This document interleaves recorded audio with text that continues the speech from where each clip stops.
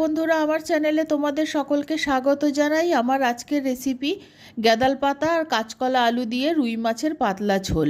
এই গ্যাদাল পাতাটা পেটের সমস্যায় খুব উপকারী। যে কোনো ধরনের পেটের সমস্যায় এইভাবে মাছের ঝোল দিয়ে গ্যাদাল পাতা খাওয়া যায়। 3 টুকরো রুই মাছ নিয়েছি। রুই মাছটাকে ভালো করে নুন হলুদ মাখিয়ে নিচ্ছি।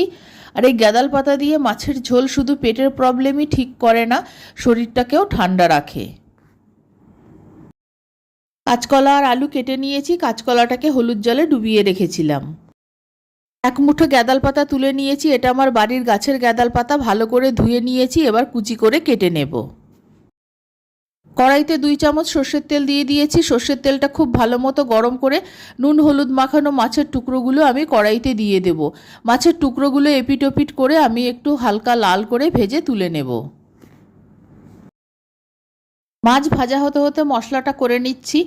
1/2 চামচ গোলমরিচ নিয়েছি, 1 চামচ গোটা জিরে, 1 চামচ গোটা ধনে নিয়েছি। এগুলো আগে একটা মিক্সিং জারে নিয়ে শুকনো গুঁড়ো করে নিচ্ছি।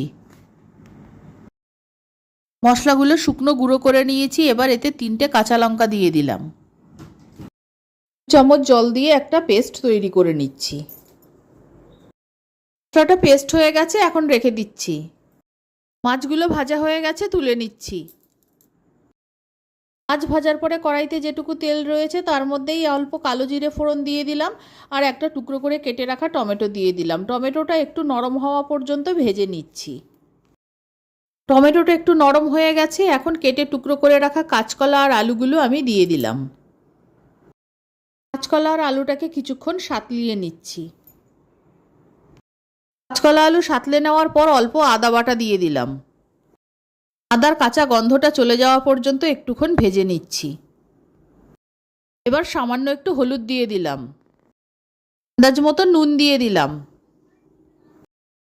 এবার মিক্সিং জারে করে রাখা মশলাটা আমি দিয়ে দিলাম। মিক্সিং জারে লেগে থাকা মশলাটা অল্প জল দিয়ে ধুয়ে দিয়ে দিলাম।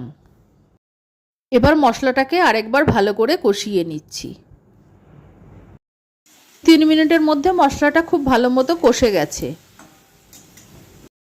এবার জল দিয়ে দিলাম। জলের পরিমাণটা একটু বেশি দেব, যেহেতু আমি এটা পাতলা ঝোল রান্না করব আর কাঁচকলা আলুটাও ভালো মতো সিদ্ধ হবে, সেই অনুযায়ী জল দেব। গ্যাদাল পাতাগুলোকে এরকম ছোট ছোট টুকরো করে কেটে নিয়েছি। এবার ঝোলের মধ্যে সব গ্যাদাল পাতাগুলো দিয়ে দিলাম। পাতাগুলো দিয়ে দেওয়ার পর ঝোলটাকে একবার ভালো মতো নেড়ে দেব। এবার ভেজে রাখা মাছগুলো দিয়ে দিলাম। ফ্লেমটাকে হাই করে দিয়ে মিনিট 5 ফুটিয়ে নেব, তাহলেই রান্নাটা হয়ে যাবে। কাঁচকলা আর আলু খুব ভালো মতো সেদ্ধ হয়ে গেছে, নুনও ঠিক আছে। আমার রান্নাটা হয়ে গেছে, আমি নামিয়ে নিচ্ছি। কোনো ধরনের পেটের সমস্যায় গ্যাদাল পাতা দিয়ে এরকম পাতলা মাছের ঝোল দিয়ে গরম ভাত খেলে খুব উপকার দেয়। আমার এই রেসিপি ভালো লাগলে আমার চ্যানেলকে সাবস্ক্রাইব করার, লাইক করার, শেয়ার করার অনুরোধ রইল। আর আমার নতুন পুরনো সকল বন্ধুদের আন্তরিক ধন্যবাদ ও ভালোবাসা জানিয়ে আমি আমার ভিডিও শেষ করছি।